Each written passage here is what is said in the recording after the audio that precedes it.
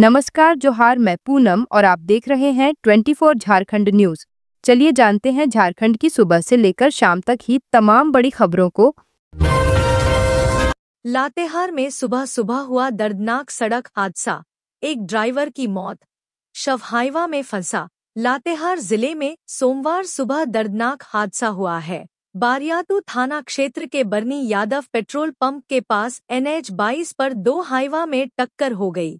हादसे में एक चालक की मौत हो गई, जबकि दूसरा चालक गंभीर रूप से घायल है।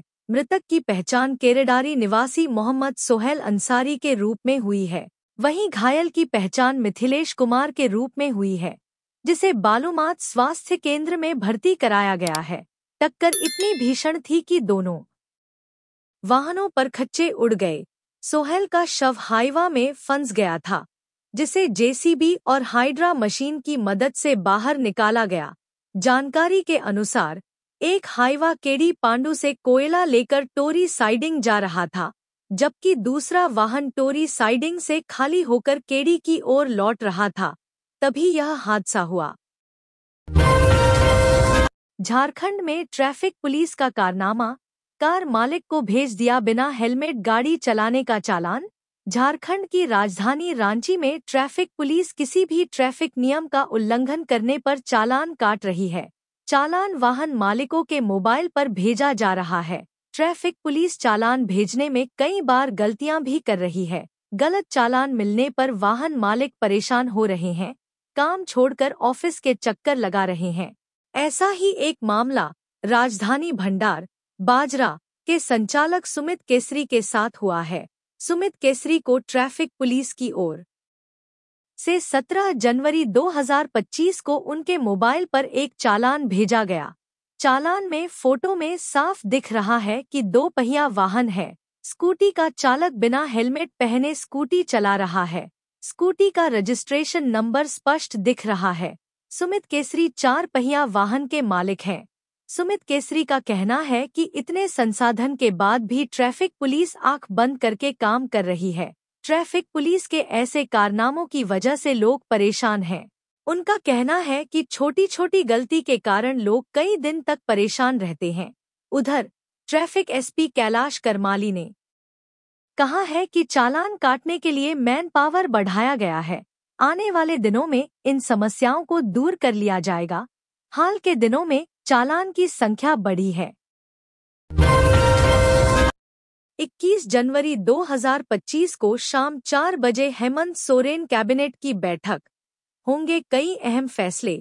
झारखंड मंत्रिपरिषद यानी कैबिनेट की बैठक 21 जनवरी को प्रोजेक्ट भवन धुर्वा में होगी। इस संबंध में मंत्रिमंडल सचिवालय एवं निगरानी विभाग समन्वय द्वारा सूचित किया गया है कि मंत्रिपरिषद की बैठक अपराह्न 4 बजे से झारखंड मंत्रालय प्रोजेक्ट भवन स्थित मंत्रिपरिषद कक्ष में होगी। माना जा रहा है कि इसमें निकाय चुनाव और मनिया सम्मान योजना से संबंधित कुछ अहम फैसले लिए जाएंगे। काम करने लगा मनिया सम्मान का पोर्टल, महिलाओं के खाते में फिर आएंगे 2500 रुपए। झारखंड की मनिया सम्मान योजना की लाभुकों के लिए बड़ी खुशखबरी। मनिया सम्मान योजना के 2500 रुपए इसी सप्ताह लाभुकों के बैंक खाते में ट्रांसफर किए जाएंगे। झारखंड मुख्यमंत्री मनिया सम्मान योजना का पोर्टल फिर से काम करने लगा है। योजना की राशि आवेदन के अंतिम सत्यापन की रिपोर्ट के आधार पर दी जाएगी। आवेदन के सत्यापन का कार्य जिला स्तर पर किया जा रहा है। महिलाओं के बैंक अकाउंट में 2500 रुपए की किस्त ट्रांसफर करने से पहले जितने आवेदन के सत्यापन की प्रक्रिया पूरी होगी, उन सभी लाभुकों को इस माह राशि दे दी जाएगी। वैसे लाभुक जिन्हें पहले मनिया सम्मान के पैसे मिले थे, लेकिन सत्यापन के दौरान उनके द्वारा गलत जानकारी देकर राशि लेने की बात सामने आई है, उन्हें अब राशि नहीं मिलेगी। मनिया सम्मान योजना के तहत चयनित महिलाओं को प्रतिमाह 2500 रुपए दिए जाते हैं। इस योजना की शुरुआत अगस्त 2024 में की गई थी। तब मनिया सम्मान योजना की राशि 1000 रुपए प्रति माह थी। इसे बढ़ाकर अब 2500 रुपए कर दिया गया है। इसी महीने महिलाओं के अकाउंट में पहली बार मनीया सम्मान के 2,500 रुपए दिए गए थे। अब जनवरी की किस्त भी उनके अकाउंट में भेजने की तैयारी है। जनवरी में लाभुकों की संख्या 59 लाख से अधिक रहने का अनुमान है। ग्रामीण क्षेत्रों में मनीया सम्मान योजना का आवेदन संबंधित प्रखंड कार्यालयों में और शहरी क्षेत्र में अंचल कार्यालय में जमा लिया जा रहा है। योजना के आवेदनों के सत्यापन के क्रम में गड़बड़ी के मामले भी सामने आ रहे हैं। ऐसे लाभुकों को चिन्हित कर उनके खिलाफ कार्रवाई की जा रही है। जिलों से कहा गया है कि समाज कल्याण निदेशालय को भी इसकी जानकारी दी जाए। बोकारो में सड़क किनारे मिली अज्ञात युवक की शव, हाथ में बना है टैटू। बोकारो के सेक्टर 6 थाना क्षेत्र में स्थित पांडे पुल के पास एक युवक का शव मिला है। स्थानीय लोगों ने सबसे पहले शव को देखा था। इस मामले की सूचना पर सेक्टर 6 थाना की पुलिस मौके पर पहुंची और जांच में जुट गई। प्रारंभिक जांच में पता चला है कि मृतक के हाथ पर टैटू बना हुआ है और उसके जेब से कुछ कागज भी हैं। पुलिस उन्हीं कागजों के आधार पर मृतक की पहचान में जुटी है। सेक्टर 6 थाना के एएसआई पप्पू कुमार ने बताया कि पुलिस कई एंगल से मामले की जांच कर रही है। पता लगाया जा रहा है कि मृतक कहां का रहने वाला था। साथ ही यह भी जांच की जा रही है कि मौत ठंड से हुई या फिर गिरने से हुई। पुलिस ने बताया कि पोस्टमार्टम रिपोर्ट आने के बाद ही कुछ कहा जा सकता है। गुमला के जंगलों में पुलिस और अपराधियों के बीच मुठभेड़, AK-47 समेत भारी मात्रा में हथियार बरामद। गुमला जिले के बिशुनपुर थाना क्षेत्र के देवरागानी जंगल में बीती देर रात आपराधिक गुट और पुलिस के बीच मुठभेड़ हुई। यह मुठभेड़ अभी भी जारी है। एक अपराधी को गोली लगने की खबर है। पुलिस ने AK-47 समेत भारी मात्रा में हथियार बरामद किए हैं। बता दें कि गुमला में अपराधी गिरोह झांगुर और पुलिस के बीच मुठभेड़ हो रही है।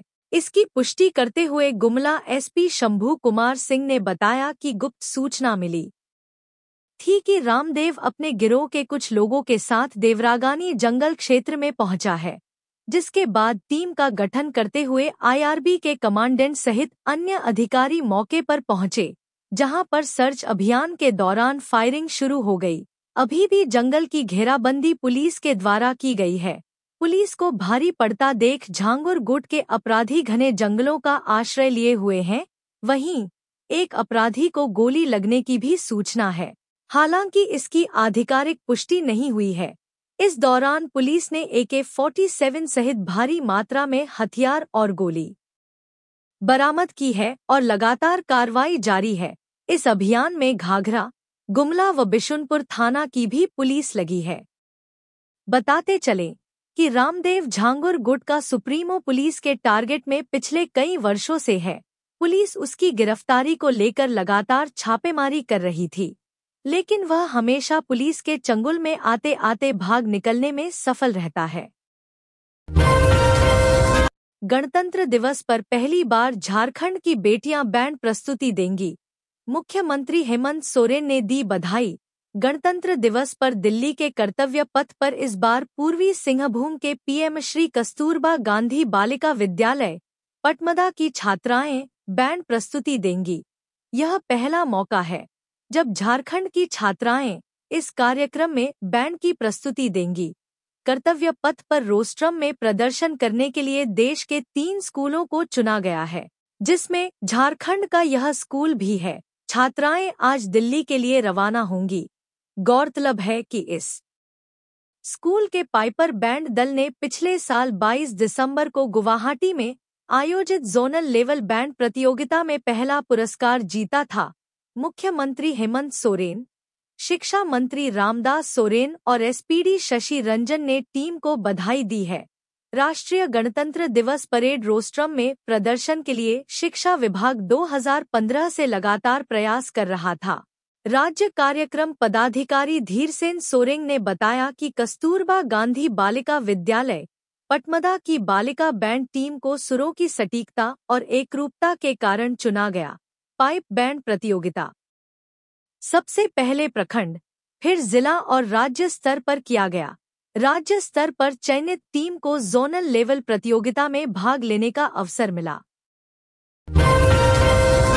सुप्रीम कोर्ट से नहीं मिली रांची डीसी मंजूनाथ भजंत्री को राहत, अब 20 फरवरी को होगी याचिका पर सुनवाई। झारखंड की राजधानी रांची में डीसी के पद पर कार्यरत आईएएस अधिकारी मंजूनाथ भजंत्री की याचिका पर अब सुप्रीम कोर्ट में 20 फरवरी को सुनवाई होगी।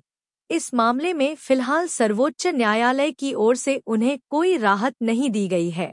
जानकारी हो कि रांची डीसी की याचिका पर सुप्रीम कोर्ट के न्यायाधीश जस्टिस ऋषिकेश रॉय और जस्टिस पंकज मित्तल की बेंच में सुनवाई चल रही है। मिली जानकारी के अनुसार मंजूनाथ भजंत्री ने सुप्रीम कोर्ट में स्पेशल लीव पिटीशन एसएलपी दायर कर झारखंड हाई कोर्ट के उस आदेश को चुनौती दी है जिसमें उन्हें चुनावी कार्यों से अलग करने का निर्देश दिया गया था। मालूम हो कि इसी कारण से राज्य में विधानसभा चुनाव के दौरान मंजूनाथ भजंत्री को रांची डीसी के पद से हटाकर वरुण रंजन को यह जिम्मेदारी सौंपी गई थी। बता दें कि घटना पिछले साल 22 सितंबर की है, जब विभागीय कार्रवाई के तहत भजंत्री को चुनावी कार्यों से अलग किया गया था। इसके साथ ही उन्हें रांची के डीसी पद से भी हटा दिया गया था। इसके बाद राज्य में आचार संहिता लागू होने के कारण यह कदम उठाया गया। हालांकि मुख्यमंत्री हेमंत सोरेन के शपथ ग्रहण के बाद सरकार ने उन्हें दोबारा रांची डीसी के पद पर नियुक्त कर दिया। रांची से 5 दिनों से लापता युवक का अब तक नहीं मिला कोई सुराग। बिहार से परिजन आकर थाने के लगा रहे चक्कर। कांटाटोली स्थित एक फाइनेंस कंपनी में काम करने वाले युवक जितेंद्र पाठक पिछले 5 दिनों से लापता है।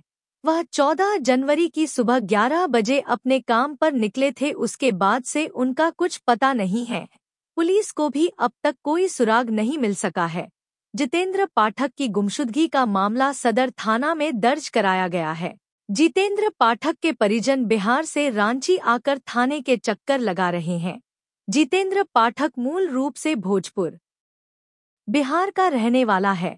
परिजनों ने बताया कि 3 दिन थाना के चक्कर लगाने के बाद पुलिस ने जितेंद्र पाठक का सीडीआर निकाला। सीडीआर से उसके लापता होने के संबंध में कोई सुराग नहीं मिल रहा है। सीडीआर में अंतिम बार अपने परिजनों से ही उसने बात की थी। परिजनों को अब समझ में नहीं आ रहा है वो लोग क्या करें, कहां जाएं। पुलिस भी पता नहीं लगा पा रही है कि जितेंद्र कहां चला गया। जिस कंपनी में काम करता है वहां से भी कोई जानकारी नहीं मिल पा रही है। वहां से भी कोई कुछ नहीं बता पा रहा है कि जितेंद्र 14 जनवरी को कंपनी आया था या नहीं। लातेहार में दिनदहाड़े चली गोली, जमीन कारोबारी घायल। लातेहार जिला मुख्यालय में सोमवार को आपसी जमीन विवाद में एक व्यक्ति को गोली लग गई। गोली लगने से जमीन कारोबारी सदाकत अंसारी गंभीर रूप से घायल हो गए। उसे गंभीर अवस्था में लातेहार सदर अस्पताल में भर्ती कराया गया, जहां प्राथमिक इलाज के बाद चिकित्सकों ने उसे रिम्स रेफर कर दिया। घटना के बाद पुलिस ने आरोपियों की गिरफ्तारी के लिए छापेमारी शुरू कर दी है। दरअसल लातेहार जिला मुख्यालय स्थित दुरुआ निवासी सदाकत अंसारी स्टेशन निवासी शर्मा के परिवार से जमीन की बिक्री की थी। बाद में जमीन को लेकर दोनों पक्षों में विवाद हो गया। सोमवार को सदाकत अंसारी और शर्मा परिवार के बीच इसी मामले को लेकर विवाद हुआ। देखते ही देखते दोनों में भिड़ंत हो गई। घायल के परिजनों ने बताया कि सदाकत अंसारी सोमवार को पंपुकल की ओर गए थे। यहीं पर शर्मा परिवार पहुंच गया और विवाद करते हुए सदाकत अंसारी के सिर में टांगी से वार कर दिया, जिससे सदाकत जमीन पर गिर पड़े। उसके बाद सदाकत को निशाना बनाकर गोली चला दी गई। गोली उसके पैर में लगी। इधर गोली चलने के बाद जब आसपास के लोग वहां दौड़े तो सभी आरोपी वहां से फरार हो गए। घटना की सूचना पाकर थाना प्रभारी दुलड़ चौड़े के नेतृत्व में पुलिस टीम घटनास्थल पर पहुंचकर मामले की छानबीन शुरू कर दी। वहीं घायल सदाकत अंसारी को तत्काल लातेहार सदर अस्पताल पहुंचाया गया, जहां चिकित्सकों ने प्राथमिक इलाज के बाद उसे बेहतर इलाज के लिए रिम्स रेफर कर दिया। इस संबंध में थाना प्रभारी ने बताया कि पुलिस पूरे मामले की छानबीन कर रही है। प्रथम दृष्टया मामला जमीन विवाद का ही लग रहा है। आरोपियों की गिरफ्तारी के लिए पुलिस ने छापेमारी शुरू कर दी है। जल्द ही सभी आरोपी गिरफ्तार होंगे। झारखंड बजट पर विधायक सरयू राय ने सरकार को दी नसीहत। लोहनगरी के जमशेदपुर पश्चिम विधानसभा क्षेत्र के विधायक सरयू राय ने झारखंड बजट पेश करने से पूर्व अपनी नसीहत दी है। विधायक ने कहा कि झारखंड सरकार को केंद्र से समन्वय बनाने की जरूरत है। एनडीए गठबंधन के जदयू विधायक सरयू राय बिष्टुपुर स्थित अपने आवासीय कार्यालय में रविवार शाम मीडिया से बातचीत के दौरान झारखंड बजट पर अपनी बातों को साझा किया। विधायक सरयू राय ने झारखंड सरकार द्वारा बजट पेश किए जाने से पूर्व हेमंत सरकार को नसीहत दी है। उन्होंने कहा कि सरकार को राज्यहित के लिए केंद्र सरकार के साथ समन्वय बनाने की जरूरत है, जिससे झारखंड की अर्थव्यवस्था मजबूत हो सके।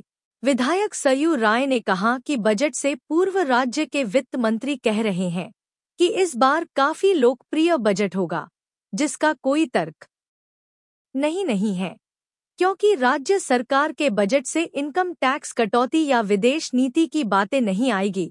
उन्होंने सरकार को कठोर बजट बनाने की सलाह दी है और मनिया सम्मान योजना का जिक्र करते हुए कहा कि बजट ऐसा हो जिससे राज्य की अर्थव्यवस्था मजबूत हो। डिवाइडर से टकराई तेज रफ्तार बाइक, एक की मौत, घायल को भेजा गया अस्पताल। झारखंड की राजधानी रांची से एक बड़ी खबर सामने आ रही है। यहां तेज रफ्तार से आ रही बाइक डिवाइडर से टकरा गई। इस हादसे में एक व्यक्ति की मौत हो गई, जबकि एक अन्य शख्स गंभीर रूप से घायल हो गया। घटना रविवार देर रात नामकुम थाना क्षेत्र अंतर्गत रिंग रोड के राजा उलातू पुल के पास की है। पुलिस को मामले की जानकारी सोमवार सुबह को मिली। इसके बाद मौके पर पहुंची पुलिस ने उनका शव कब्जे में ले लिया। इसके बाद घायल को अस्पताल भेजा गया। अमित शाह के खिलाफ टिप्पणी मामले में राहुल गांधी को सुप्रीम कोर्ट से बड़ी राहत। झारखंड सरकार को नोटिस। भारतीय जनता पार्टी भाजपा के वरिष्ठ नेता और केंद्रीय गृह मंत्री अमित शाह के खिलाफ टिप्पणी करने के मामले में कांग्रेस के पूर्व राष्ट्रीय अध्यक्ष राहुल गांधी को बड़ी राहत मिली है। सुप्रीम कोर्ट ने राहुल गांधी के खिलाफ मानहानि मामले में निचली अदालत की कार्यवाही पर रोक लगा दी है। शीर्ष अदालत ने सोमवार 20 जनवरी 2025 को राहुल गांधी की याचिका पर सुनवाई करने के बाद यह आदेश दिया। कोर्ट ने झारखंड सरकार और झारखंड भाजपा के स्थानीय नेता नवीन झा को नोटिस भी जारी किया है। भारतीय जनता पार्टी के कार्यकर्ता नवीन झा ने अमित शाह के खिलाफ कथित टिप्पणी के लिए वर्ष 2019 में राहुल गांधी के विरुद्ध मामला दर्ज कराया था। वर्ष 2019 के लोकसभा चुनाव से पहले चाईबासा में अपने एक भाषण के दौरान राहुल गांधी ने कथित तौर पर अमित शाह के लिए हत्यारा शब्द का इस्तेमाल किया था। रांची की अदालत में उनके खिलाफ कार्रवाई चल रही थी। इसके खिलाफ राहुल गांधी ने सुप्रीम कोर्ट में न्यायमूर्ति विक्रम नाथ और न्यायमूर्ति संदीप मेहता की पीठ में याचिका दाखिल की। राहुल गांधी की अपील पर झारखंड सरकार और भाजपा नेता को नोटिस जारी करते हुए सुप्रीम कोर्ट ने उनसे जवाब मांगा है। राहुल गांधी ने झारखंड हाईकोर्ट के आदेश को चुनौती दी है। हाईकोर्ट ने निचली अदालत में राहुल गांधी के खिलाफ जारी कार्यवाही को रद्द करने का अनुरोध करने वाली उनकी याचिका खारिज कर दी थी। हेल्थ मिनिस्टर इरफान अंसारी के क्षेत्र में स्वास्थ्य व्यवस्था बदहाल, अस्पताल में सुविधाओं का अभाव।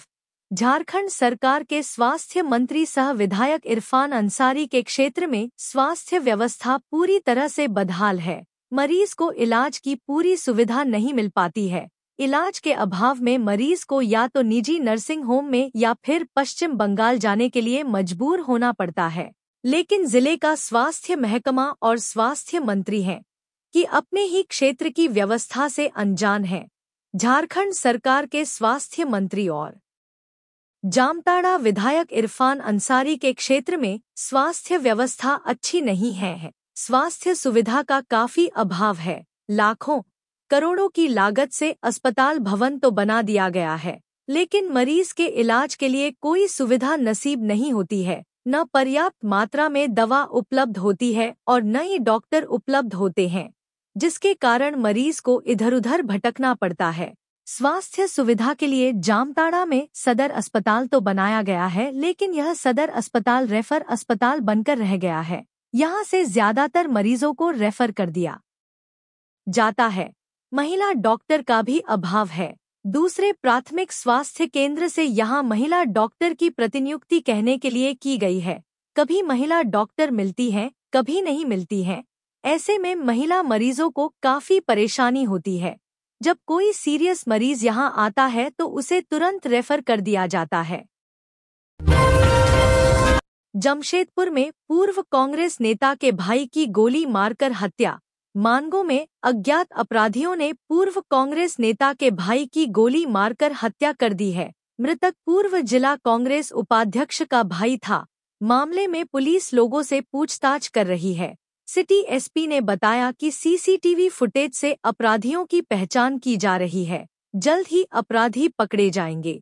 जमशेदपुर से मानगो थाना क्षेत्र अंतर्गत गुरुद्वारा बस्ती में रहने वाले संतोष सिंह नाम के शख्स की अज्ञात अपराधियों ने गोली मारकर हत्या कर दी और फरार हो गए हैं। संतोष ट्रांसपोर्टर थे। मामले की जानकारी जैसे ही लोगों को मिली, पूरे क्षेत्र में सनसनी फैल गई है। सूचना मिलते ही पुलिस घटना स्थल पहुंची और शव को पोस्टमार्टम के लिए एमजीएम भेज दिया। घटना के संदर्भ में संतोष के परिजनों ने बताया कि वे अपने घर के पास खड़े थे। इस दौरान अपराधी वहां आए और उन पर गोली चलाने लगे। हमले को देखते हुए ट्रांसपोर्टर संतोष सिंह वहां से भागने लगे और भागकर एक घर में घुस गए, लेकिन अपराधियों ने उनका पीछा किया और घर में घुसकर गोली मारकर उनकी हत्या कर दी और फरार हो गए। संतोष सिंह के सीने में 3 गोली लगी है। कक्षा 8वीं की प्री बोर्ड परीक्षा आयोजित करने वाला राज्य का पहला जिला बना रांची। झारखंड की राजधानी रांची ने एक अहम मील का पत्थर हासिल किया है। बताया जा रहा है कि रांची राज्य का पहला जिला बना, जहां कक्षा 8वीं की प्री बोर्ड परीक्षा आयोजित की जा रही है। जानकारी हो कि रांची में पहली बार झारखंड एकेडमिक काउंसिल द्वारा कक्षा 8वीं की प्री बोर्ड परीक्षा आयोजित की जा रही है। इस परीक्षा में राज्य भर के कुल 22,000 छात्र छात्राएं भाग ले रहे हैं। यह परीक्षा 20 जनवरी से शुरू हुई है, जो 20, 21 और 22 जनवरी 2025 को 3 दिनों तक चलेगी। रांची जिला के उपायुक्त मंजुनाथ भजंत्री ने आज यानी 20 जनवरी 2025 को कक्षा 8वीं के प्री बोर्ड परीक्षा के प्रश्न पत्र को ऑनलाइन संबंधित ग्रुप्स में भेजकर परीक्षा की औपचारिक शुरुआत की।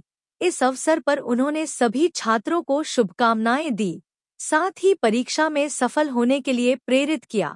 मिली जानकारी के मुताबिक रांची में जैक द्वारा आयोजित यह प्री बोर्ड परीक्षा राज्य के अन्य जिलों से अलग है। ओएमआर शीट पर आयोजित इस परीक्षा में छात्रों को वास्तविक बोर्ड परीक्षा देने का अनुभव मिलेगा। इस कदम से छात्रों को भविष्य में होने वाली 8वीं बोर्ड परीक्षा की तैयारी करने में सहायता मिलेगी।